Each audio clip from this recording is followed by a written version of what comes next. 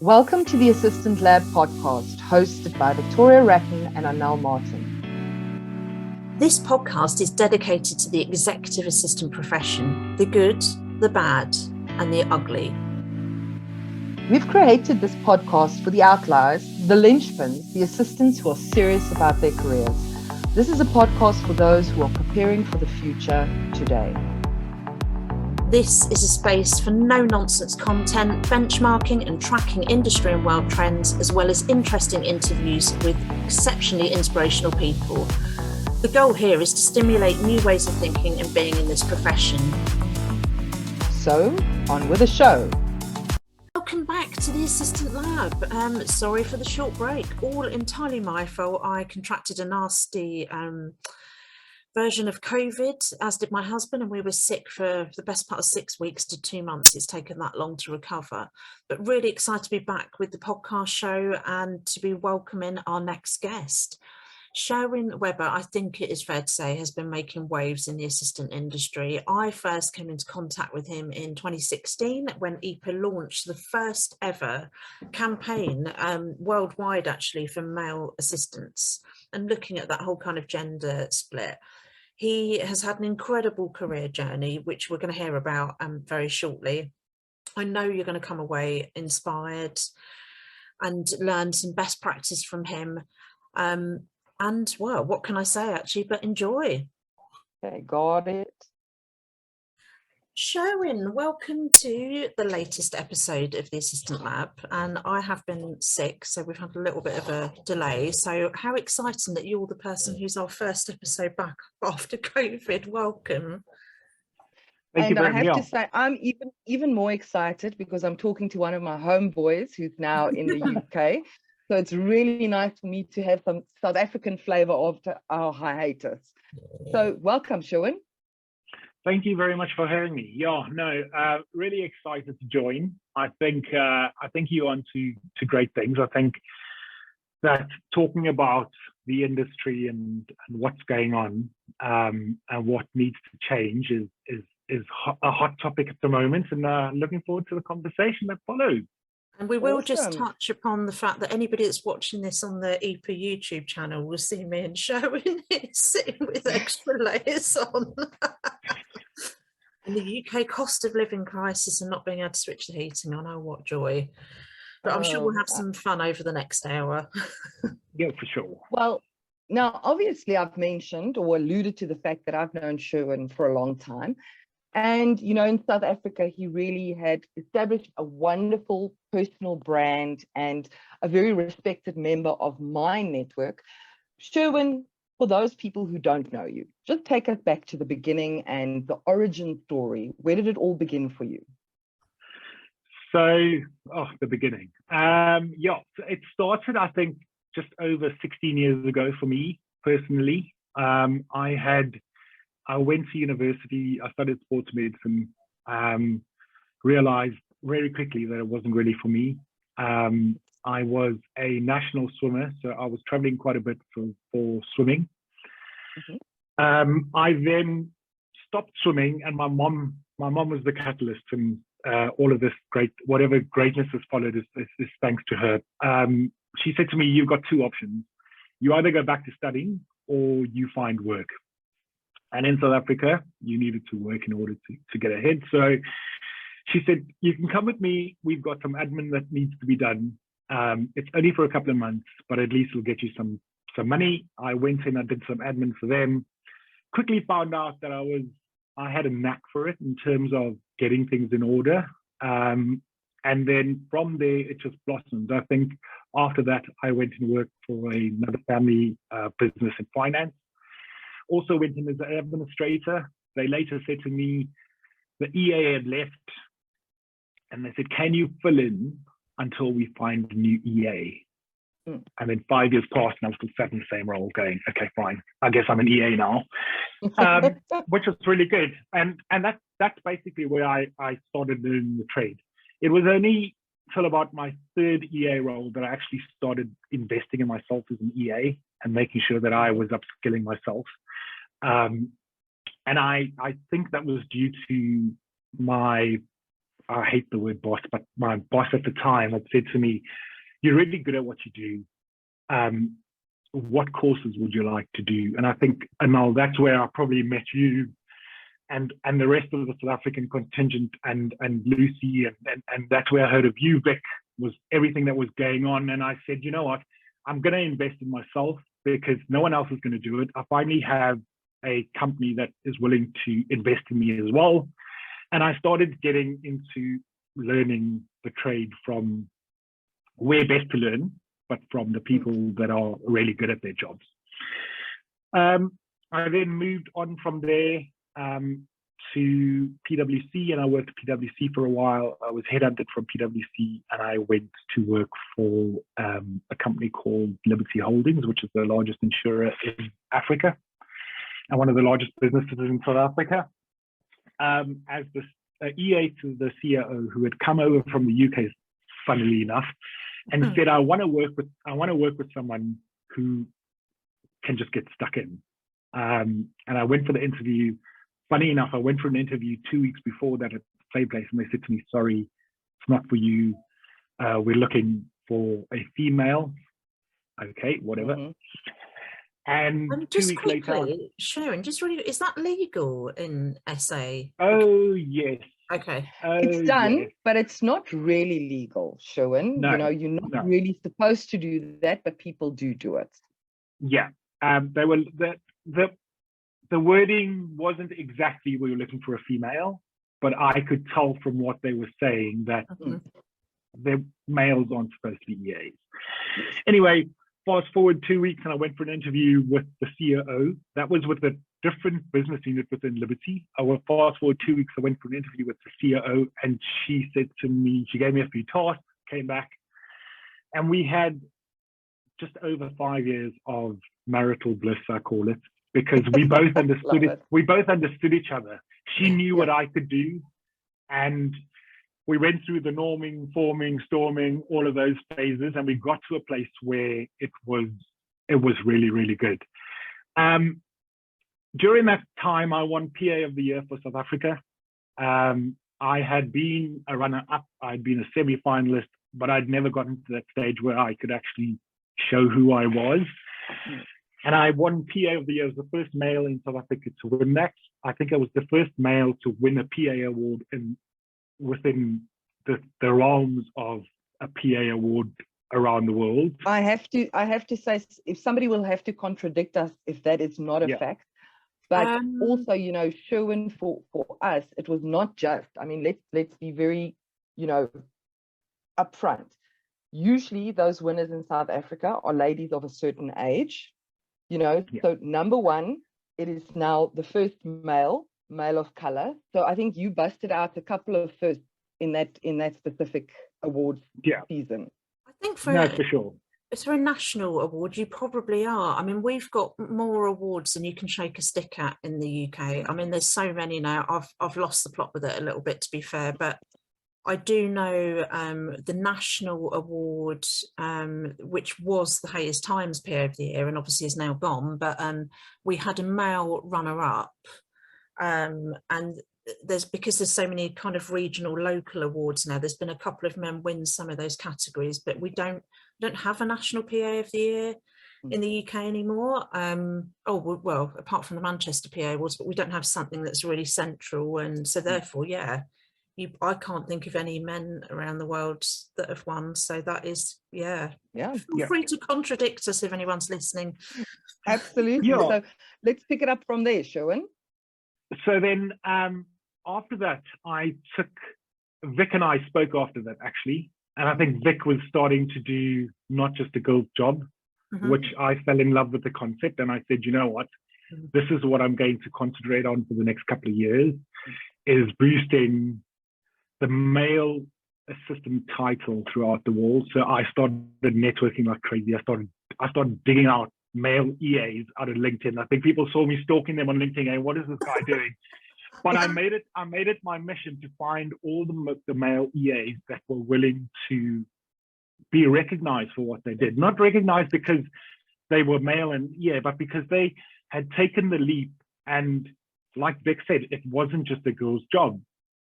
So did that. And then my family and I decided, I think just we were going to do it before COVID. We decided we were going to move to the UK. It all happened very quickly. Got to the UK. I was lucky enough to have found a job before I left South Africa. And then landed in the UK, started working. And yeah, that's my 15-year synopsis in 3 minutes.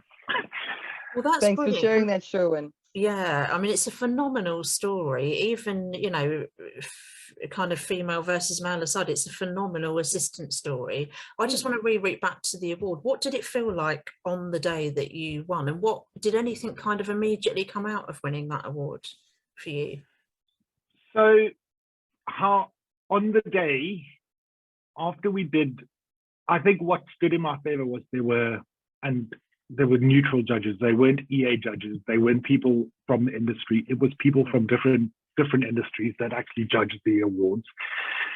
And it was finally, for me, it was the recognition of, yes, you are one of the top EAs in South Africa. It wasn't you won this because you're male.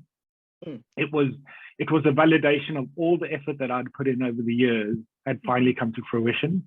And it was a feather in the cap to say, you know what, it doesn't have to be a certain age bracket. It doesn't have to be a certain gender. It doesn't have to be a certain race. It doesn't have to be whatever it is. You're given the title because of what you as an individual have put out. 100%. I was over the moon. I think what happened subsequent to that was I got quite a bit of traction on people wanting to reach out to me and talk to me.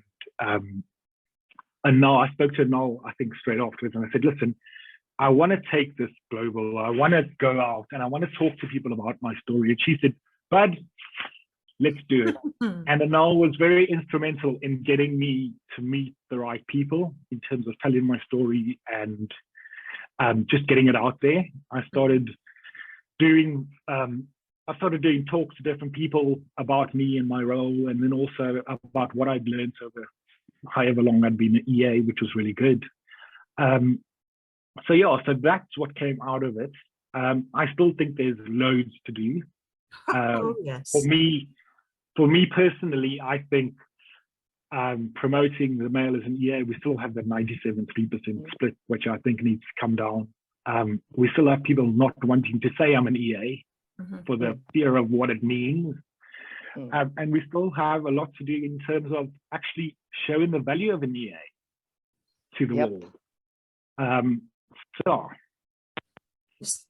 It is almost, in a way, like things have been thrown back a bit because of the last couple of years. Things that would have moved on, campaigns, projects, you know, things that we were working on as a profession kind of got put on a bit of a back burner because of COVID. But on the Not Just a Girl's Job campaign, definitely, I mean, I speak to a lot of male assistants, and you know, there are things in the industry they're not quite happy about at the moment, just within our own industry, and that can go to PA award judging panels where they don't have any male representation. And it's all back to that kind of aspiration where if you're trying to get men to enter awards, how are they going to do that if you've got women of a certain age group? Because that women of a certain age group, it's happened over here and it is happening. So it's things like that. It's still the fact that we're selling masculine roles at colleges and schools here to young boys. There's a massive piece of work to do. And, you know, at some point, well, we're trying to approach the UK government about it, and it has to go into the Equalities Office. But as I've kind of said to EPA members in the last couple of months, we've had about 6 or 7 equalities ministers in the last 6 years. So it's very difficult. You secure a meeting with one of them, they're really excited to talk about it because most of the campaigns and meetings they have are around women. So you bring something about men to the door, you secure a meeting, and then they're either sacked or resigned, and that's UK politics. So back we go again. So, you know, Shirwyn, you, I think, are in a very interesting position. Having worked in South Africa on very senior level as an EA, and now making the transition into the UK. Tell us a little bit about the experience and what differences you're noticing? Because, you know, as South Africans, we always think the grass is greener on the other side. You know, everything is perfect in what we call the first world, where we definitely feel we're in the third world at the moment. Just tell me a little bit about the experience.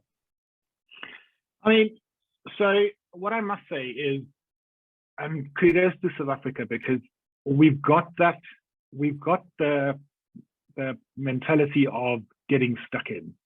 So in South Africa, you become an EA or PA, irrelevant on if you're a junior or a senior or whatever, but you get stuck in. We all have that job description that comes out with the role. Yes, that's that. And in South Africa, there's a big black bolded word at the end, any ad hoc tasks. And that anything means, else. And anything else. That means technically it's free game. Yeah. Where I see in the UK, and this is just from personal experience, a lot of the roles are advertised bigger than what they are. Yeah. So, and I think, yes, it's a marketing strategy to get as many candidates as you can through the door. But what I've found in the UK is there's a lot of EAs are put into boxes and very, very, very rigid boxes. There's no leeway. There's no getting out of it. You either an EA that does traditional EA work, and that is it. So you do diaries, you do travel, you do a bit of email admin and all of those things. Or you are a project EA and you work on projects, but you don't get recognized for the work that you do on projects. You do the background work. You don't get a mix of the two. If you want to be anything else, you've got to be a chief of staff or business manager or something like that. But what I have found is the lack of management wanting people to help out in the UK. So management will say, yes, you're part of the team, but actually the EA is so far removed from the team that it's ridiculous. I mean, I worked in a role, I'm not going to mention where the EAs weren't seen as part of the firm. All the firm had a whole big party, and unless you were on a certain level or a certain title, you went to the party and the EAs got left behind. They had their own little thing.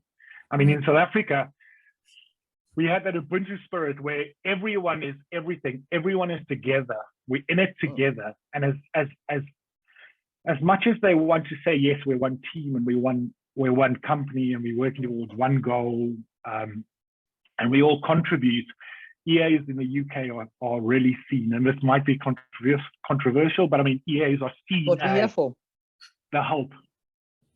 And they're only there to do diaries, they're only there to do emails. And when you get access to emails, you're not allowed to reply. You're only allowed to check it.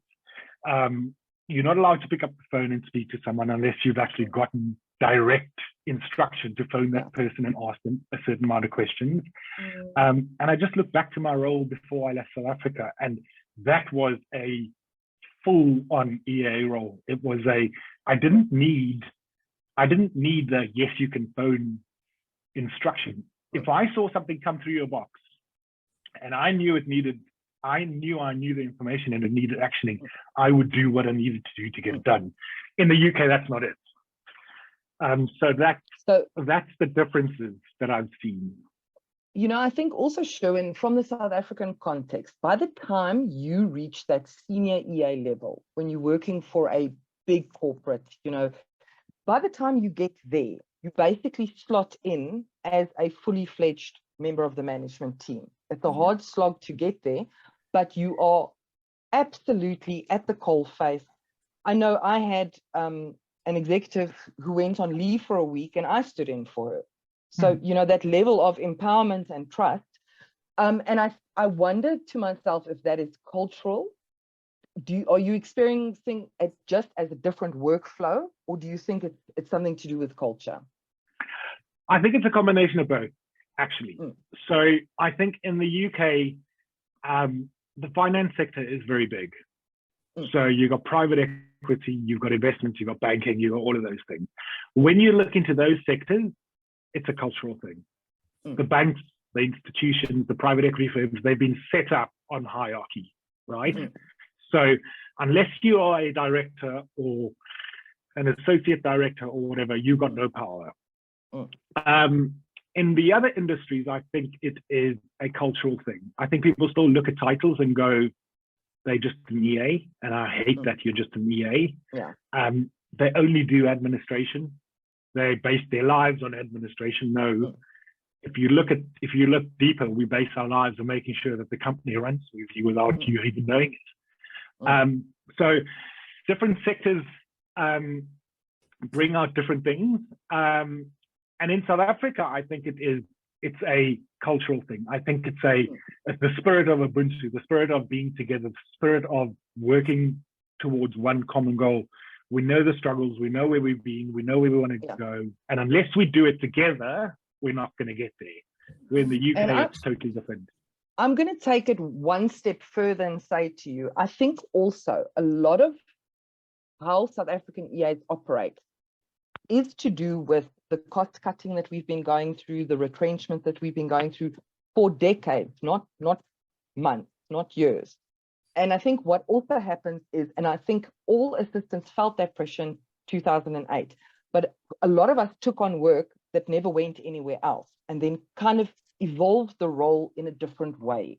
You know, those people were never replaced because there just wasn't money.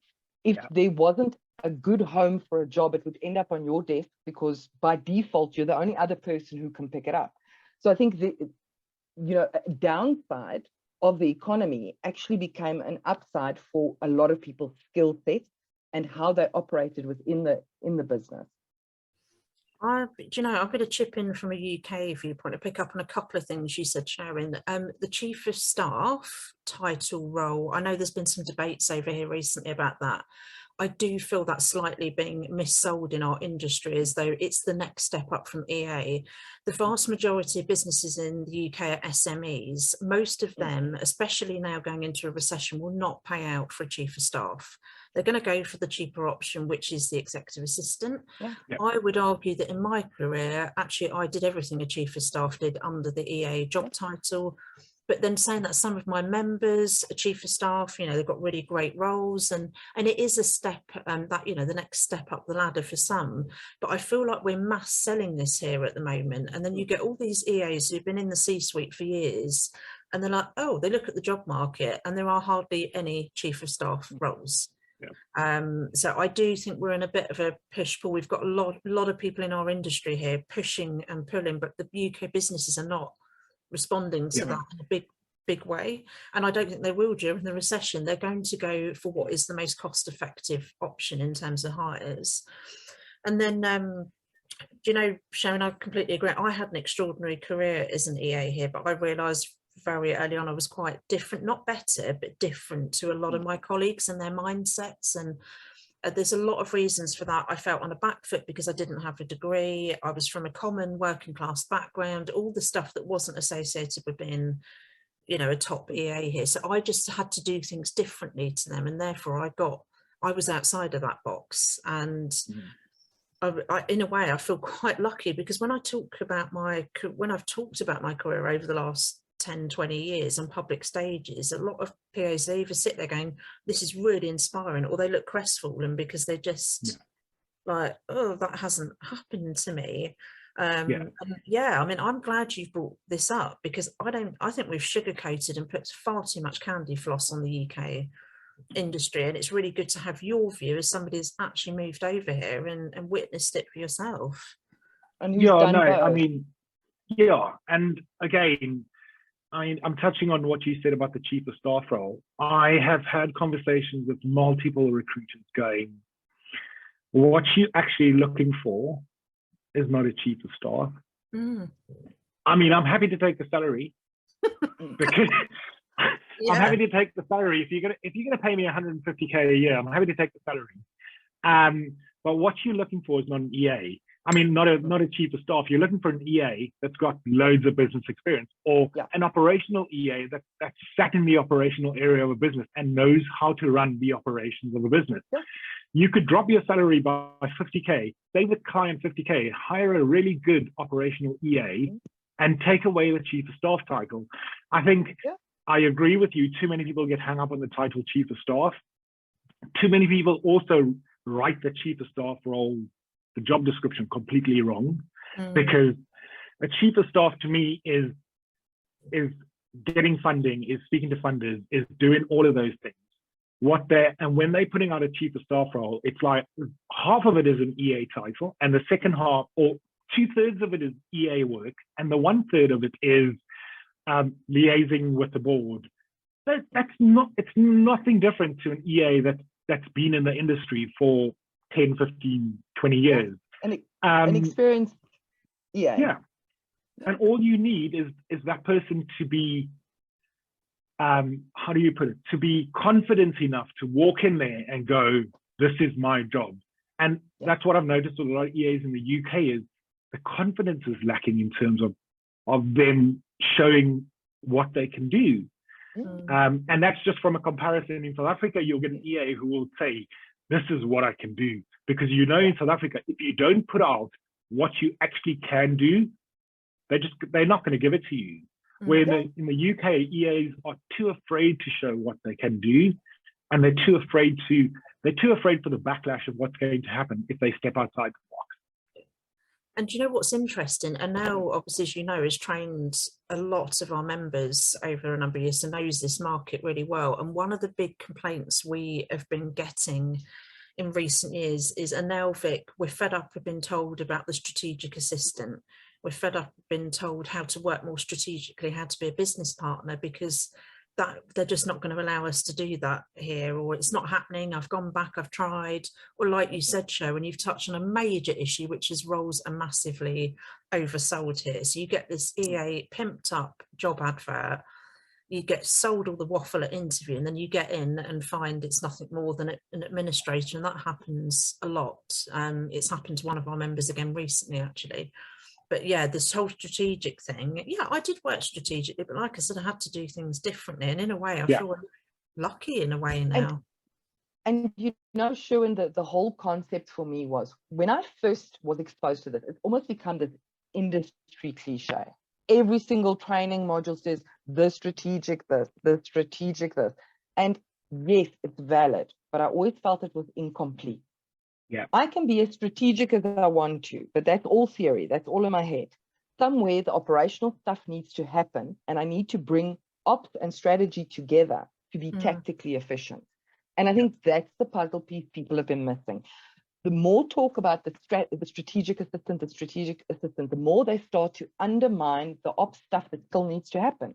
As unglamorous, as unsexy, as mundane, as monotone as some of those things are, they still need to happen for you to be a top level assistant. You know, there's no way to get around that. So I think we've missed some of the trick there, you know, combining those ideas, because strategy doesn't exist on its own. Somebody still needs to get it done. Yeah. But then you also go the strategic assistant, which I agree with. I mean, I think every EA in the world is moving to working more strategically. You look at LinkedIn profiles, I'm a strategic partner to this, or I'm a strategic asset to this company, or whatever the case is. You cannot be strategic if they don't allow you to be strategic. In the UK, and in the market in the UK, trying to be a strategic partner to whoever you're supporting is nearly non-existent, because companies are built so rigidly that they think strategy only needs to come from the top. And for some reason, someone sitting in mid-tier, mid-seniority in the company, or even junior seniority in the company, cannot be strategic. You don't have the experience. So what are you talking to me about being a strategic partner? All I need you to do is be an EA. But actually, when I took on the job spec said, you wanted me to be a sounding board. You wanted me to chip in. But now you're telling me I can't do it.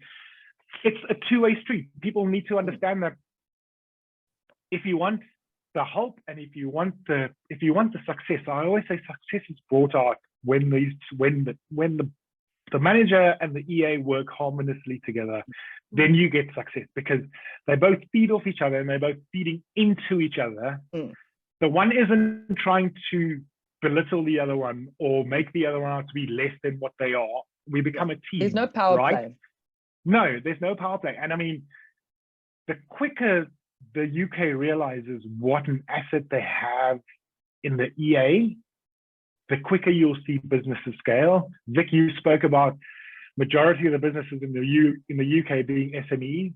Yes, we've got the higher tier and top 100 and all of those companies, but in those companies, you're not a strategic partner. Where they need it is in that SME realm, where the EA actually provides the strategic, not direction, because that comes from the top, but the strategic support for that direction in order to be successful.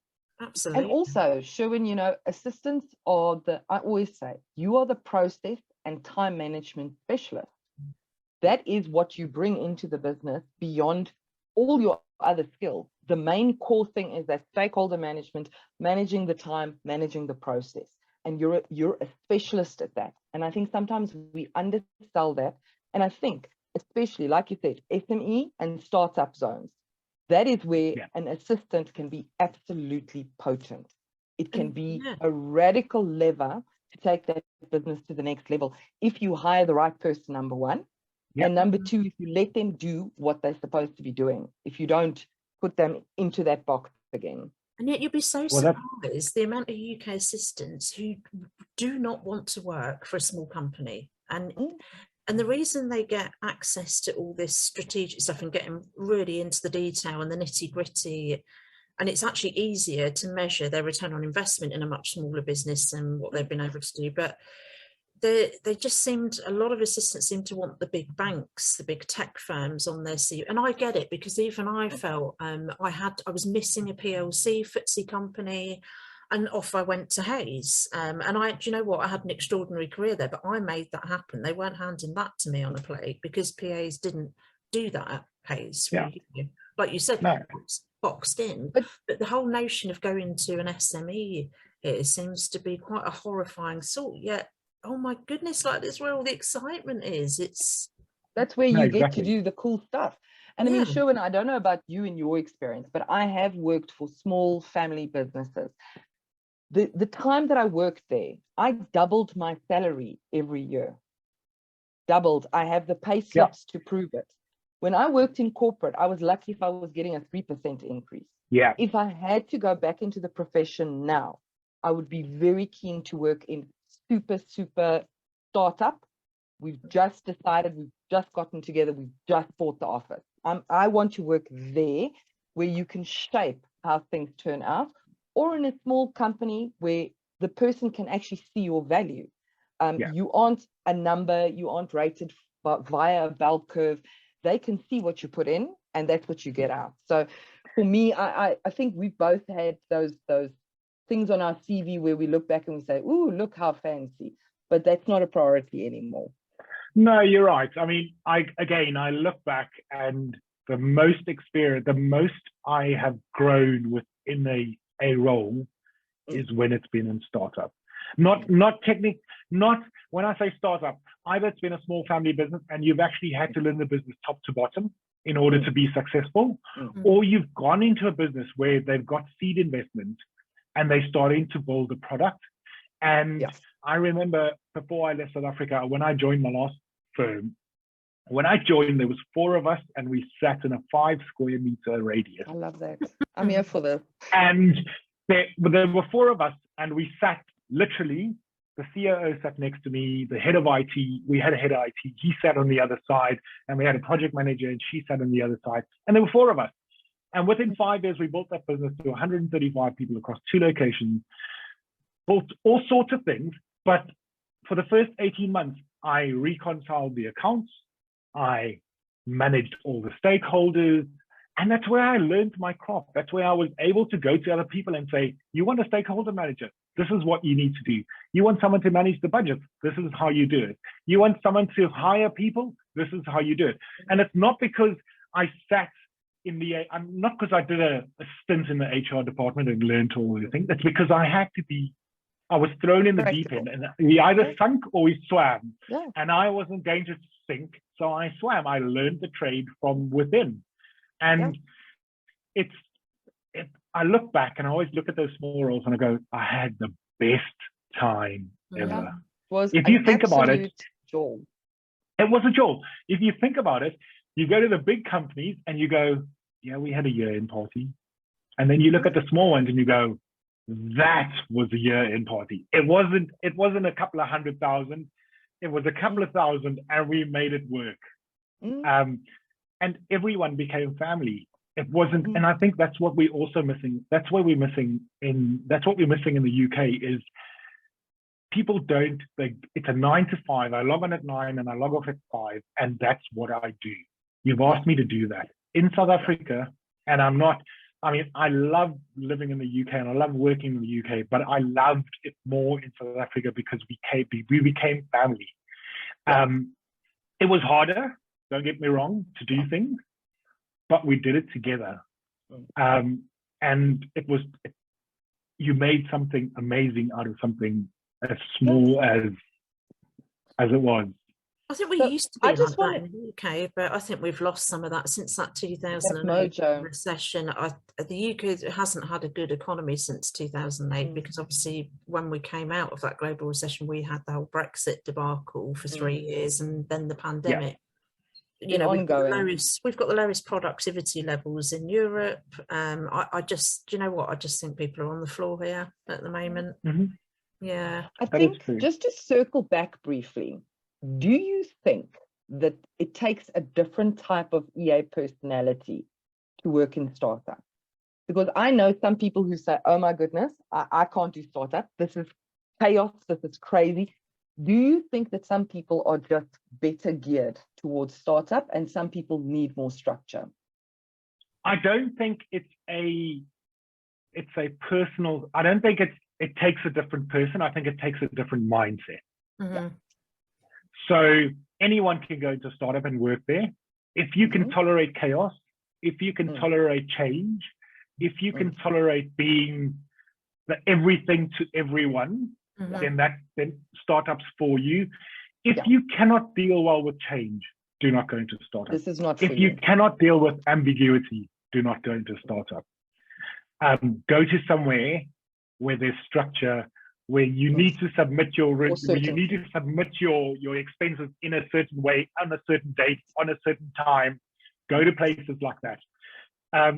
I also say startups are the most amazing places to learn. And once you work in a startup or in that startup environment, you are changed for life. You can go into any sector in the world and any place in the world, work in any place in the world, and you'll be just fine. Because the moment you start dealing with that ambiguity, the change, all of those things we spoke about before, you could walk in and sit down at a desk. And the one thing I can't do is sit down and do diaries for 8 hours. If you want a diary manager, go and pay a diary manager to manage a diary. Don't make me sit in front of a computer and look at a screen with times on it. Get me involved. But again, it takes a different mindset to be in a startup, but it also, it's not a personal thing, it's a mindset thing. And if you can get your mindset right, you can conquer a startup without even thinking about it. Folks, can we start a petition? Making it cool to have startup on your CV, making that an impressive thing instead of FTSE 100, rather. I've worked in startup, I've got the t-shirt. I think that is something that's worth striving for if you are in those early to mid stages of your career and you want to make a splash and you want to really develop at speed, because that's exactly what it did for me. And I think the biggest thing for me in startup was understanding that they've brought me in to create structure and stability because there isn't any. Okay. So I've got to create home base. I've got to create order. That's what I've been brought in to do without getting affected by the chaos around me and the uncertainty. And I think you immediately, your own stress tolerance, your own resistance to stress, I don't know what happened with you, but mine multiplied dramatically. I suddenly realized things that would really upset me and freak me out and be a chaotic day then kind of became the norm. Something that upset me had to be much bigger than that. So I think also, and your risk, the amount of risk you're willing to take and how you need to physically, and also, like you said, when you start with 4 people in the room and you eventually end up with hundreds, you are there on the ground floor. You understand the origin story. You understand, I think culture is also diluted every time new people are hired. So you are still part of that original ethos. And there's something very special about that. And a lot of people, I think, don't think that it's such an image thing or doesn't look good on a CV. But I honestly think it's one of the best things you can have. I can say here in the UK, I think the vast majority of assistants would probably, if they've been made redundant, they'll go onto the job boards, they go onto LinkedIn jobs, and immediately they'll be looking at the bigger companies, when actually it doesn't even factor in some assistants' mindset to look at going to work for a startup. And you're right, it's been unglamorized, isn't it? It's just kind of, it's not sexy, not glamorous, but actually, why not? And because it was some of the best years of my life as well. Yeah. No, I mean, you just, oh, sorry, go for it. Sorry, I wanted to just say, Shirwyn, you also working with a lot of Americans.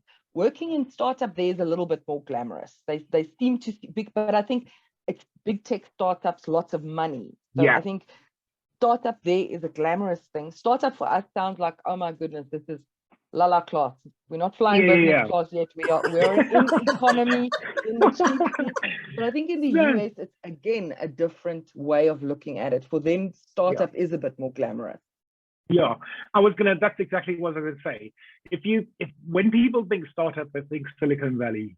They think hundreds of millions of investments. They think, oh, I'm going to go into this business. I'm going to have the latest tech. I'm going to have the glamorous office. I'm going to be creating magnificent things. I'm going to be doing events where it costs hundreds of thousands of dollars or whatever the case is. The moment you put that out of your head and the moment you start thinking, we're going to go in there with a budget of X, and if we don't make it with X, we're out of jobs, it's the moment your mindset changes. When you go into a startup and you start thinking about every penny counts and you've got to turn every penny over twice in order to make things work, and if it doesn't sit with me, it's going to go belly up, or I was going to say another word, it's going to go belly up, and I'm going to be sitting without a job in 3 months. When you look at startup in that mindset, like you said, your appetite for risk becomes 10 times what it was. Your appetite for chaos becomes 10 times what it was. Your ability to interact with whatever level comes your way becomes 10 times what it was. I remember going into working in a really corporate environment, and you never spoke to anyone that had executive in their title. Yet when I went to a startup, it was, they walked in the office, I went over, fist bump, greeted, did whatever, brought your coffee. It didn't matter who you were, because we were all together. We were all working together in this thing. And you spoke about culture in a startup, and every time you add people to that startup, you dilute it. And I remember when I left South Africa to come to the UK, the HR manager at the time said, we're really sad to see you go because you were the culture in the business. And when I started, the CEO said to me, we need to build a culture that will stand the test of time. And when I speak to people who are still in the business and I say, what's the culture like? They're like, yo, it's okay. I said, honestly, what is the culture like? And they're like, so many people have left that were there from at ground zero, that we've diluted the culture. It's become more corporate, or whatever the case is. But what we did when we were together as a original group was we maintained that culture, we grew that culture, we embedded the culture within the business. And once you start embedding that culture within the business, every time you add it, yes, you might dilute it, but what you're actually doing is you're changing that person's cultural interactions, and you're making them. My boss always said to me, we're never going to hire a person because of what they can do. We're going to hire a person because they fit the business and the culture. You can teach tech, you can teach systems. You cannot teach culture. You cannot teach teamwork. And I often look at businesses and I go, you're hiring for experience. You look at the job spec and you go, oh, 5 years experience, or 3 years on Xero and 2 years on Excel. And you're going, no, you give me 20 minutes on an Excel and I'll figure out how to do a VLOOKUP if I don't know. We've got Google these days. You don't really need to sit and go, have you done VLOOKUPs for 10 years? No, because I can do it in a heartbeat. Again, companies are hiring for experience and they're not hiring for culture, or they're not hiring for growth. And I think in the UK, that is a big thing. But even in South Africa, Shirwyn, I found the same thing. When I have executives coming to me, I know a couple of people, especially my ex-company's crowd has all drifted into all the interesting companies in South Africa. So they'll phone me up and say, Anel, how should I be recruiting? And my first piece of advice is get as close to your candidate as you can when it comes to time. Do not use HR as the middleman, because HR very seldom has a grasp on what you're looking for, and it becomes a broken telephone. Recruit for personality and synergy, communication styles, conflict styles. Recruit for a good fit. Now, good fit is either North Pole and South Pole or very similar. So you either need to be exact opposites or very similar in personality. Those tend to be the best fits. And then after that, if you've got that chemistry, that fit, everything else can be learned. You're never going to find a candidate that ticks 100%. You might find 85 and the rest can be developed. But if you recruit and you get 85, but it's only the hard skill stuff, but you never have good communication, you don't have trust, you don't have respect, that's you setting yourself up to fail. And I think often that's where recruiters really get it very badly wrong. And we don't have much influence as the candidates. You can't really influence that. So I think I'm probably speaking to the wrong group of people today on this podcast. This is actually something an executive should listen to, because I think sometimes they get it so wrong, because this relationship is like matchmaking. Yeah, it is. And that personal fit is critical. I mean, I loved it when you said you had a lady boss and you guys had such good synergy. I've always preferred working for women, but I know after making tons of mistakes with that synergy, that fit, I now know I need high energy, dynamic woman who speaks her mind. That's a good fit for me. But now I have a type. So, it's always good once you've established what works really well for you. And I think that you can control. Yeah, I mean, I also think of it, and I've said to so many recruiters, I said, you spend 6 months recruiting someone. It takes another 6 to 8 months for that person to finally fit the role. In those 6 months, by month 3, the person's already decided, actually, the role was oversold. I'm looking for something else. So you get caught in this vicious cycle of hiring, rehiring, hiring, rehiring, hiring, rehiring, because you've oversold the role and you haven't hired for fit, you've hired for experience. You haven't hired for culture. And it's one of the things that I always, when I meet recently, I've actually decided, and I know people have been saying this for years, go and research the company that you want to work for. Make sure that it's the right company. You're doing the wrong, I say you're doing the wrong thing, because researching a company like Google or Meta, who just laid off thousands of people, or if you think about Vic, if you think about Thomas Cook, who hired all the people who just came out of vocational training and things like that. When you start looking at the company you want to work for, you've missed a trick. You should look at the person that you want to work for. Like Anel said, what energy does a person need to bring? What personality do they need to bring? How do you want them to be? Direct, indirect? Do you want to be on your own, or do you want to be included? And that's what we need to start telling EAs is look for the fit with the person. I mean, before I go to any interview, I always ask the recruiter, give me the names of everyone in the room. And I go onto LinkedIn, and I don't care if I become a LinkedIn stalker. You can put me up on LinkedIn as a stalker, but I go and I make sure that I look at every single person. And it's not just looking at the faces so that when I walk into the room, I can go, oh, hello, Vic. Oh, hello, Anel. It's, I go back 10 years and I go, where did you start your career? If we're working in tech, did you start as a developer, or did you did you do your MBA and then became an executive? That type of thing. And if you were, I go and I look at that, and I go and I look at the companies you worked for, and that tells me a lot about the type of person you are. Context. And then I can go, actually, I can vibe with this person, or actually, it's not going to be a great fit, but I'll still go to the interview just in case things have changed. And after and give them the benefit of the doubt. Yeah. Afterwards, I'll often go back to the, While we're talking about the benefit of the doubt, the other thing that I never allow myself to do people must not talk to me about their experiences with a person. I will make up my own mind. Yeah. So, I worked for quite a well-known, or shall we say infamous, South African who, made headlines a couple of years ago. And when I started working for him, I literally had people coming out of the woodwork saying to me, Anel, do you know about this?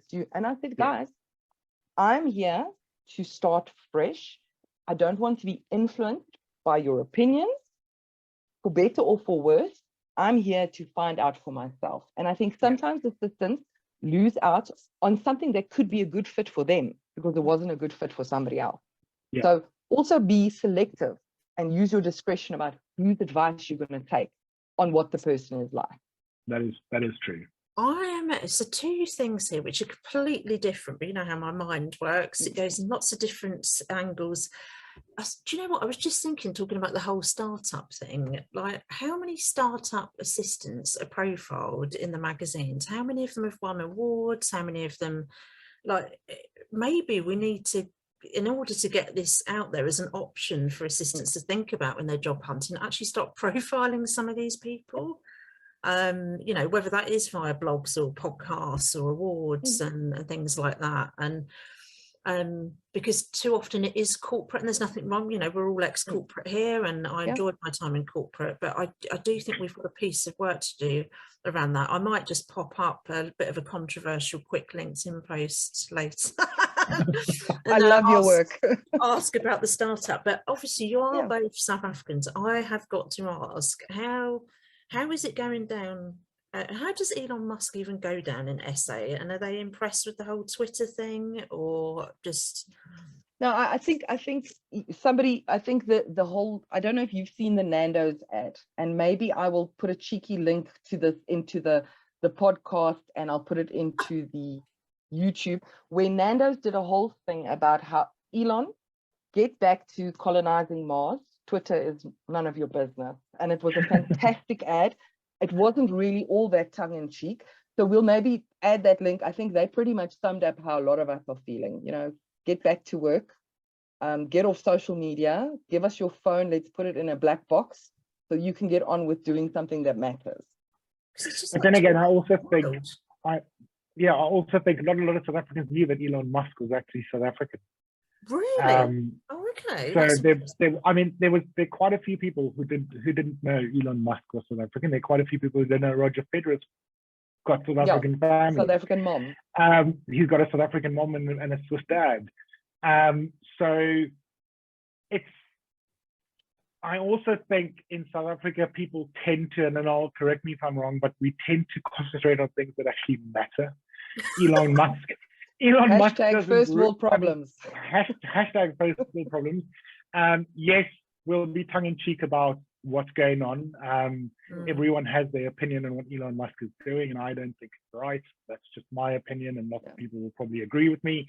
But philanthropy trumps everything else in this world, and if you've got the money to spend and you can do something, no one's going to stop you. Money makes the world go round, and that's exactly what's happened with the whole Twitter debacle and Elon Musk. So each to his own, but I think South Africa is concentrating more on keeping the lights on than Elon Musk taking over Twitter at the moment.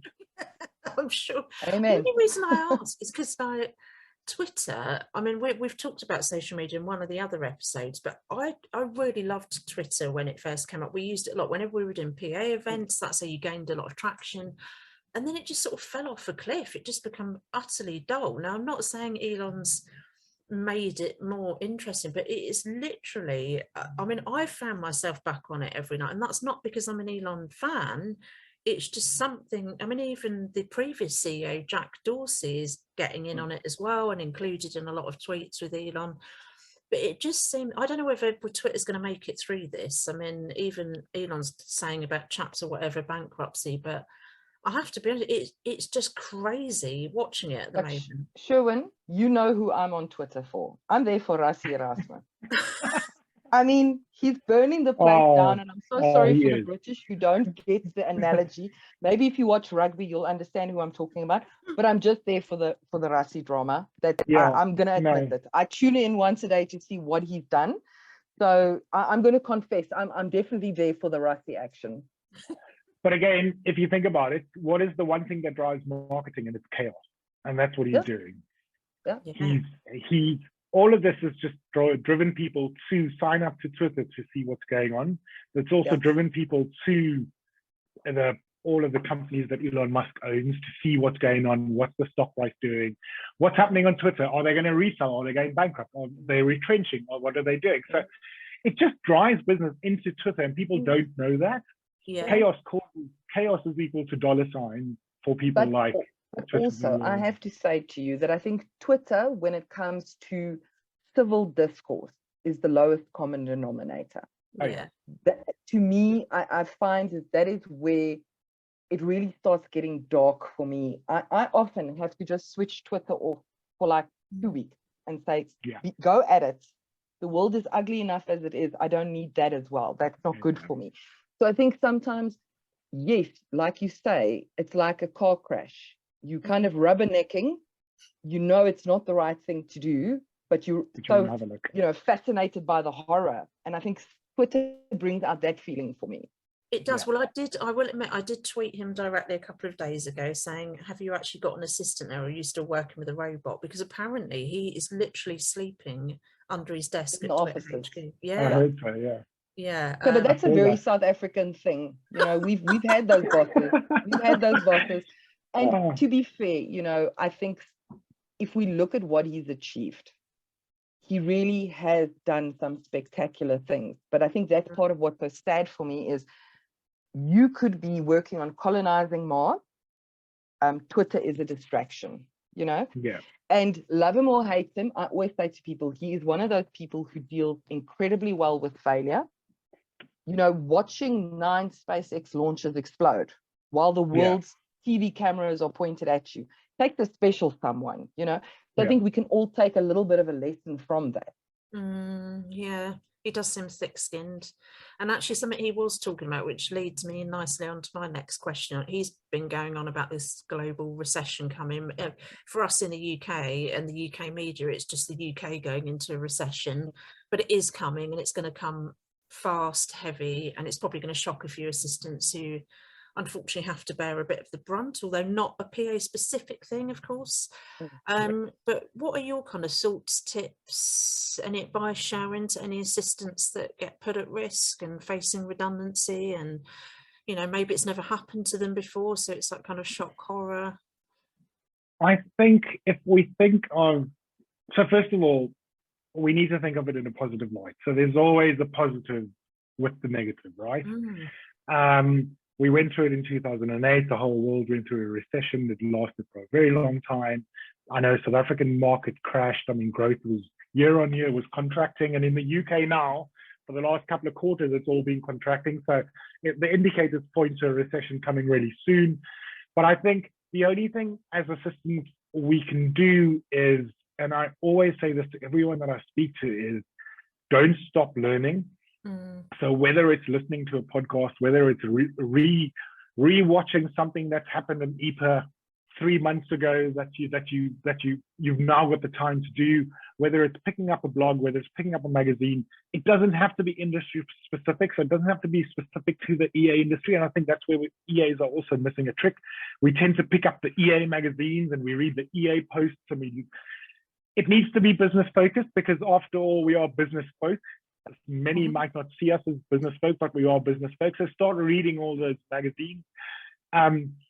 Pick people's brains. I think what we also miss as EAs is we don't go to our fellow peers and say, what are you doing to make this easier?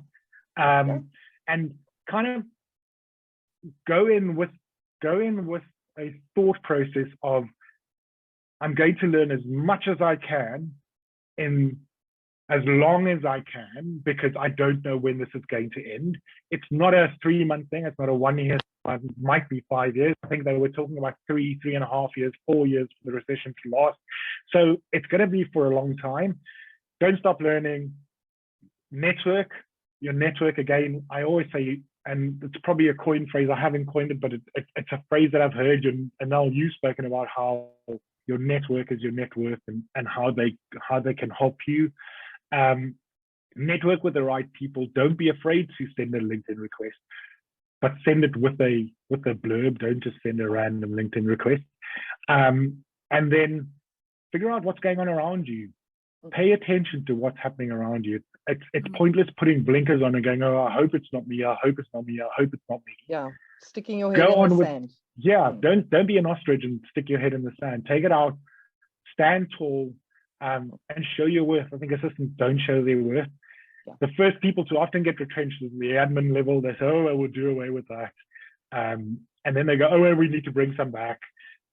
So I think show your worth so people know what you can do.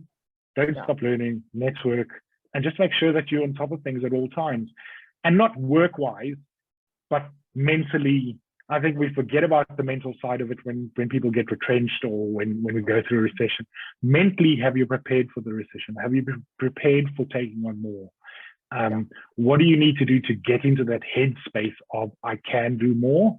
And then mentally, go out and learn as much as you can from other people. Find the cheap resources. I think we tend to start going for, oh, I'm going to pay £700 for a conference, that's 2 days, or £1,400 for a 3-week course. No, you could learn everything at those conferences if you just reached out to your network. You don't have to go and speak to, celebrity PAs to find out how to manage a diary. They didn't manage a diary. You don't have to go and speak. So use your network to leverage what you've got and to learn more things. Do it the cheap way and the most effective way possible. That's it. And what I'm also want to just tie back into, I loved what you said, but there's 2 things I would add to your very stunning list, is find where you can add extra value and see where you can reduce waste, especially if you're waiting for news. This might be incoming. In the meantime, while you're panicking, put that anxiety into something constructive. So find the value that you can add, reduce waste wherever you can. Because if it's between me and 6 other people and I'm saving the company money and I'm adding value, I'm safe. Okay, that's a survival strategy. I just think also, I mean, I know some of the American entrepreneurs have touched upon this over the last few years, but like, because we're such a global economy now, I think the recessions are going to happen a lot more often. Like, I think because it only seems to take one sort of thing to happen in the domino market or the banking, and then it just ripples around the world like or a Mexican wave, like, woo, we're back in again, back in. But Shirwyn, I don't know if you also experience it. I think South Africa kind of has been going through a forever recession. The word recession doesn't really get our blood pressure up. I just think economically it's been going so badly that we sort of numb to it. We sort of deal with it day by day. So I can absolutely understand if you're not going through it regularly, how it can be such a major worry point. For sure. I mean, if you think about the poor nations of the world, I mean, South Africa is by no means a poor nation. They're a really rich nation. But you think about physically, is it physically? Fiscally. Yeah, fiscally, sorry. If you think about the fiscally poor nations of the world, those people are probably more geared towards getting through it than your first world countries. And I think that's where, and the first world countries don't necessarily focus on the impact into the workforce, that they focus on the impact into the economy. And Vic, when the UK went through COVID and when they went through a recession before that, mental health was a huge issue. And it was only and I find it really strange, and this is a worldwide phenomenon, is that we only focus on mental health when there's an issue. When mental health is ongoing, and the struggles that people face on a daily basis, that you might not find a struggle, but someone else finds a struggle, is ongoing. And we only tend to focus on the mental health side of things when we go through a recession, or we go through a pandemic, or we go through a retrenchment. It happens every day, a trigger moment, So I think we need to just, again, the mental side, if you can mentally stomach it, or mentally prepare yourself for it, along with what Anil said, reduce waste, make yourself more make yourself known for what you do, then you should be fine. But again, you don't want to be going out and spending tons of money on resources. Go and do it. I learned 90% of what I know the cheap and dirty way. Cheap and cheerful. Cheap and cheerful. I call it cheap and dirty because there are some where I beg, stole, and borrowed just to get some information from people. But I mean, the cheap and cheerful way is often the most successful way to get ahead and learn.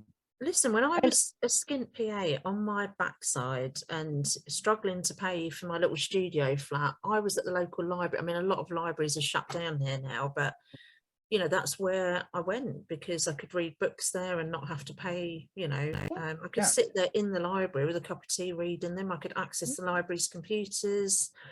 You know, I just think people, you just use whatever resources are at your fingertips. Yeah, and a lot of assistants get FOMO, don't they? They see all these big events with these big names on, you know, celebrity type. And listen, I use big name keynotes in the UK, normally people who are very successful and have come from really inspiring backgrounds. But it's always good to finish off a big conference with somebody like that. But I just, we've all been duped by marketing, basically, you know, and there's, I don't know if you've heard of this in SA, but this used to happen a lot in the 80s and 90s in the UK, what they call ghost marketing. And I've seen this starting to happen in the PA industry now.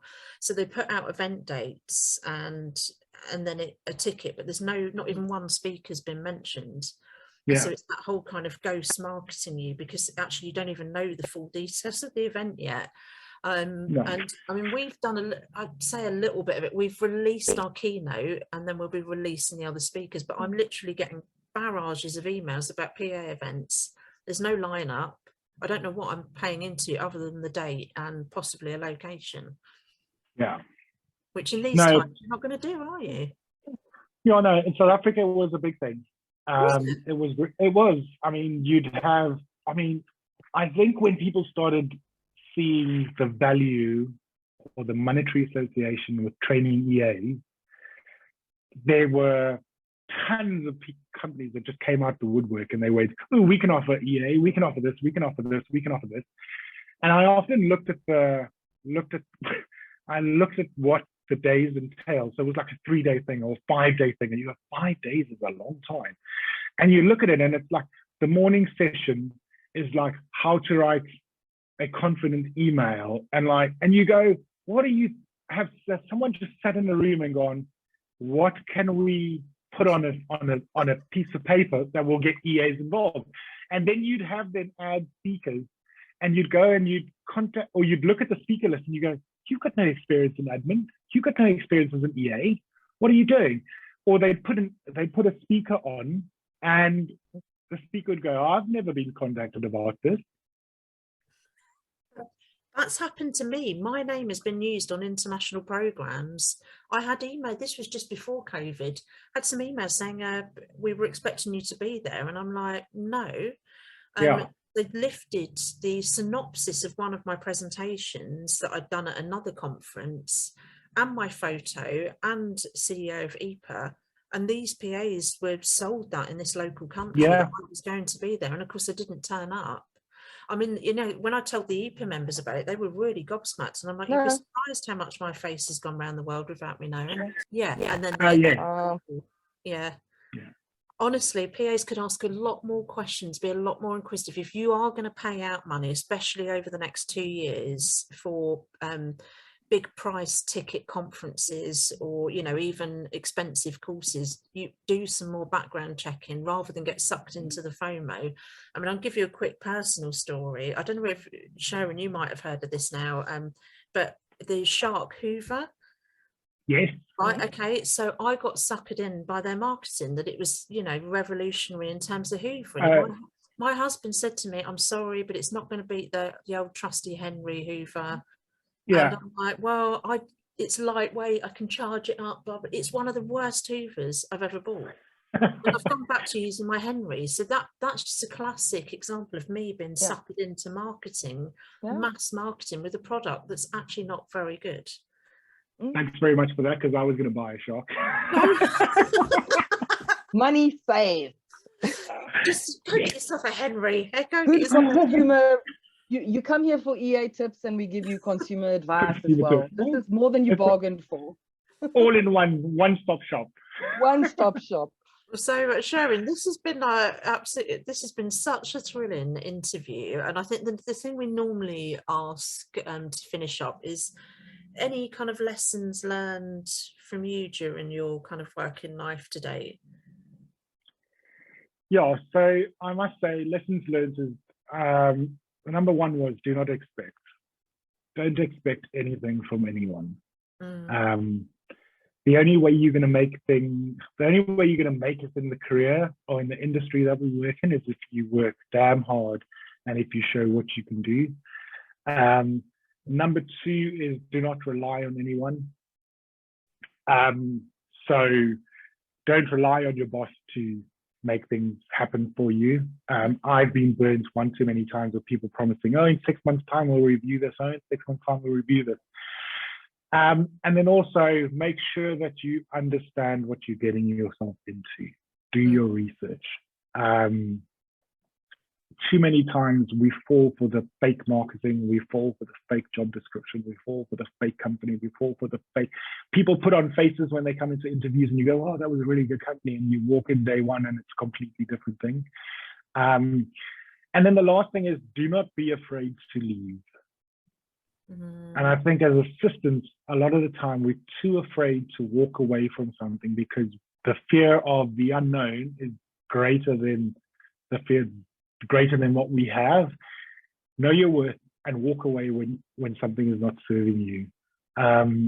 I have learned that hard in the last 2.5 years. Do not stay in some place where they do not value you. Walk away.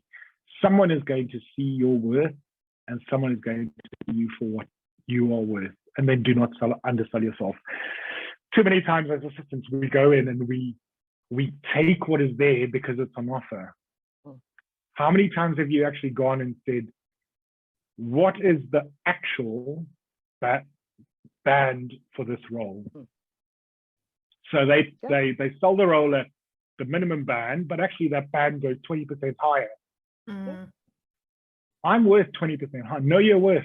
Know that I'm worth 60K. Know that I'm worth 80K. Know that whatever it is, know what you're worth and go out and get it. We often don't ask recruitment consultants, well, what is the top end of the budget? What are they looking for? No, that doesn't match. What you're asking for does not match the compensation, so I'm not interested.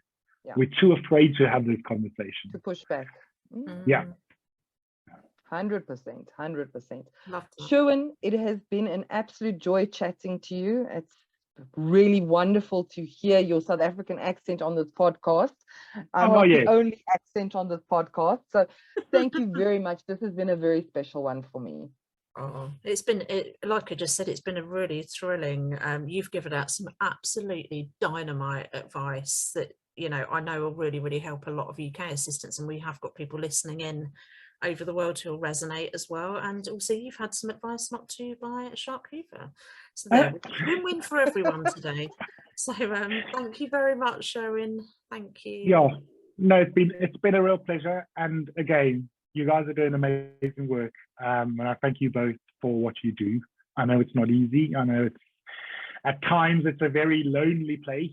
But I want to say thank you to both of you for having me on. And again, I've said it before, if anyone wants anything or they want to talk or they just want a cup of coffee or they want to shout or scream or cry, please reach out. Vic's got my details and I've got my details and I'm happy to have a chat. That's awesome. Brilliant. Thank you. Thanks, Shirwyn. Much appreciated. Ciao, everyone. Thank you for joining this episode of the Assistant Lab. If you enjoyed this content, you know what you need to do. Feel free to share it and help us grow our subscriber base. Join us again next time. And until then, keep experimenting, innovating, and improving your skill set.